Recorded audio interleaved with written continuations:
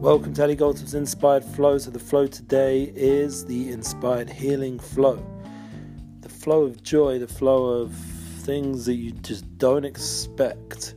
And that's what happened on Thursday night after this wonderful show, just before the wonderful Shabbat of Disconnect to Reconnect. I had the pure pleasure and joy of, unfortunately, being in the midst of a crash on the light railway in Jerusalem. And this is not like a testimony right now, just a testimony to God's hands and the flow, the way life flows, but not a testimony for court. But bottom line is that the train violently shook, not just once but twice, and I was holding on to the bars as you should. My phone had died, so I wasn't on the phone distracted in any way. My wife herself thought to herself, wow, like he's like leaning on me a little bit on the bar, he's fine. And suddenly it shook violently and threw everyone away from wherever they were, sitting down almost onto the floor. People went flying, and I almost was heading towards a lady who was screaming as 100 over kilo man like me was flying towards her.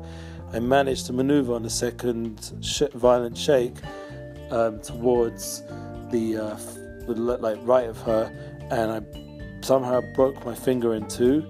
And my back was pretty messed up. I got up after this to what is going on, and thank God someone had moved off one of the chairs. So I sat down, and my wife gave me some water, and I went really pale, and suddenly I passed out for about 5 minutes. And I was in this place of just like happiness and warmth, and I really didn't want to come out of whatever state I was in.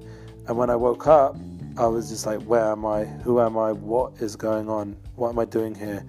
And my wife tried to explain, and I was like freaking out, and I needed to just get off the things. Next minute I know there was like this gorilla-looking security guard screaming at everyone to get off the train, and he was standing right in front of me with his gun and trying to talk to me. I don't know what he was trying to say because I didn't even know where I was.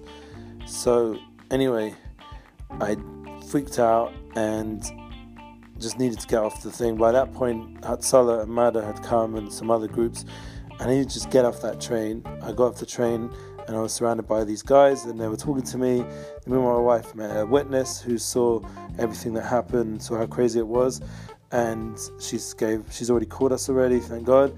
And the lady, I was asking everyone, is that lady okay? Because I almost fell towards her and she was screaming. They said yes, she was fine. So I went and sat down on the wall. And meanwhile, all the doctor people are trying to talk to me, and my arm's all messed up, and I'm feeling crazy. I've got wet all over me because the water fell on me, and it was so embarrassing. And I was just crazy state. And I just don't want to move my fear. I don't want to disturb everyone else on the train, so I wanted to get off. So I'm sitting on this wall, and there's a fight going on between the two organizations who want to take me. And I'm like, yeah, I'm going to Hatzalah. They were here first, and I would do stuff with them, work a little bit. And they also said they were free, so which flow wouldn't take the free one. So you would just need to drink something, l'chaim. And then I went to the hospital after I excused the other group and went. And I mean, it was a bit distracting, that whole situation. It wasn't so nice, but the flow was I ended up at the hospital, and straight away there were some English-speaking people, doctors around, and at first I was trying to put the thing on the wrong finger to take my pulse, and Baruch Hashem, they moved it to the right one.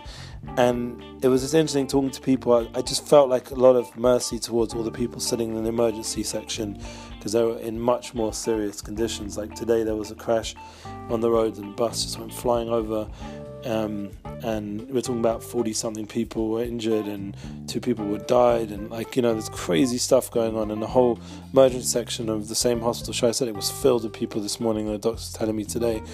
But anyway, the reason why I'm giving this whole story is just so you can get the inspired healing flow. That it was hard, and a few people the next day when I was I only got back at 3-4 in the morning, and I was wired, and I finally fell asleep at 5ish, and I had people to meet, so I had to speak to them around 6ish, 7ish, and some of them couldn't come. Baruch Hashem, they had some good things doing. And a guy came who I'm not even ever met in my life, who I was meant to meet in a in a store in Yerushalayim to just, catch up on some of the things we've spoken about booking artists, things like that. And he came all the way to my house in a taxi, bought the most delicious cake I think I've ever eaten in my life. And he shared a little bit with me, but he also gave me a bunch, and my wife offered this chocolate, unbelievable cake. And it was just such perfect timing because I just finished praying by myself because I was a bit messed up in the morning. And he came, and a bunch of people who were family were like making fun of me a little bit, like, I got my hand stuck in the door, or, knocking my sense into me, or someone even said on Shabbat, you're going to make gomo. Gomo is like you make this blessing when a miracle happens. So I was like, I think I'm going to make a gomo for all the people who say horrible things. I survived that, comments that are not so nice. I survived those comments. I'm making jokes. I was making a joke back to him, but the point is, the people, thank God, who I least expected, like a guy I don't even met in my life, came to my house and brought cake, and then a bunch of crew from where I pray, and they brought a whole bunch of herring and beer and a guy, like, honestly, I don't think I've ever spoken to him other than said hi once or twice. He saw in a group that I was just asking people to pray for me. He asked if I needed anything, and he already arranged for people to bring all the cholas, like all the bread we needed for the Shabbat. And it was just so warming. Like, people that I hardly knew were like the Hatzalah people. Not only that, this was the biggest surprise, I suddenly got a cake. And we thought it was from an upstairs neighbor, but really they're in the same organization, Hatzalah. Hatzalah. So they gave us the cake to a neighbor, because suddenly they were about to come, and I still had an IV stuck in me. I don't know why that was. It was just so busy, the emergency ward, and I hadn't had it taken out, and I needed it out. I wanted to pray, put the filling on properly on that left arm, and it couldn't go on the right because that's where the injury, the finger was broken severely. And the sad news is I'm probably going to have an operation on Wednesday, and it's going to be pins, a bit Frankenstein finger style. But the good news is, we hopefully will get insured, so it won't be too much. I am looking for, some extra help right now because I've got to pay for tutors for my kids, special evaluation. I've got so much going on, and I'm in a transitionary state. I don't expect people to bail me out, but I'm being pretty clear that, if anyone wants to help, it will just really take pressure off me while I'm going to not be able to type properly. I have a job interview on Tuesday for an extra thing, and I'm actually have to be at the hospital that whole day and try to squeeze it in somehow in between the doctors, because it's a phone interview from England. But it's just like difficult, testing time for this to happen. And but the good news is, like, people did some kindness and really, warmed us up. Like, the Hatzalah guy bought this cake, and he had to run off. He couldn't even take the IV out. So anyway, so my wife and another friend whose wife is Hatzalah gave us some advice just to pull it out, and it was fine. It bled a little bit, but everything cool. And now, just to end off this long, story, is we went into Shabbat. We had the most beautiful Shabbat, and everyone was very helpful and kind. And at the shul, the rabbi was very happy to see me, and everyone has been praying and caring, and that's continued today. And the doctor we met seemed very decent, and I even checked with some experts, and he seems like a decent doctor, and he's going to operate. And I just want everyone to pray. And if I'm a little bit less with the podcast, this is the Inspired Healing Flow, so just remember, prayer does help. The good vibes, it's been proven scientifically. You can listen to certain podcasts like from Oprah and other people, how prayer has a power to heal. The good thoughts, the positive thoughts, the kindness and the good wishes really works.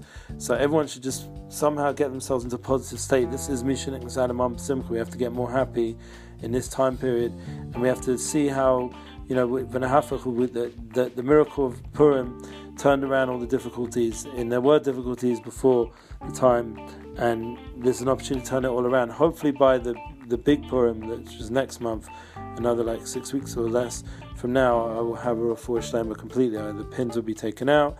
I'm going to have to get put the bones together, and I won't have to have any more issues with this anymore. And hopefully we'll sue the train company. I'm not that kind of guy who likes to sue things, but this is the standard that the insurance should pay from their company, and they definitely need to, because it was very dangerous driving from the guy.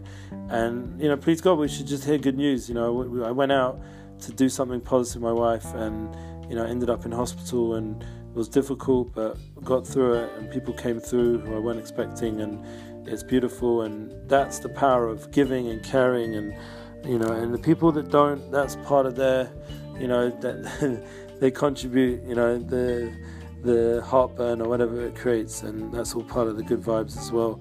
And it's like, I know that I've been blessed till now with everything I need, and even if I can't do as much work as I'd like to right now, it will be good. We're going to be a full day in hospital on Tuesday, Wednesday, got the actual operation, and then need a bit of time to get over it. And today was a large part of the day. I had to go to the police station and file a report, and there's going to be a lawyers meeting, and there's going to be a follow-up with the doctors, and it takes a lot of time. Also becomes like a job, these kind of things, like the follow-up, and this is part of the healing flow, and it should be done in an inspired way. And this is a really long one because I know this week's just going to be busy. And anyone who has any questions, what's the unity vibe? The unity vibe is really like just realizing that people really, no matter how they respond, some people are a bit more mean. It's maybe it's emotionally, they don't want to hear the pain that someone else is going through because they really do care, and they just don't want to feel that the pain that someone else is going through, or maybe they're in pain themselves and they don't want, there's all ways to think, positive ways to think about it, and they just don't want to be reminded of the pain, so they just rather you just sort of get better and just don't bother them, kind of thing. But the real truth is we all care deep down, and we all want health and unity, and that's something to look forward to, just to remind everyone that there will be a time, a messianic time, where everyone will be fully healthy, and there won't be all these kind of painful moments that we're seeing right now. It's like something to look forward to, something to pray towards. There will be a utopia. I studied in a university, all the different utopian societies. Obviously, none of them actually were true. That's why they didn't actually succeed.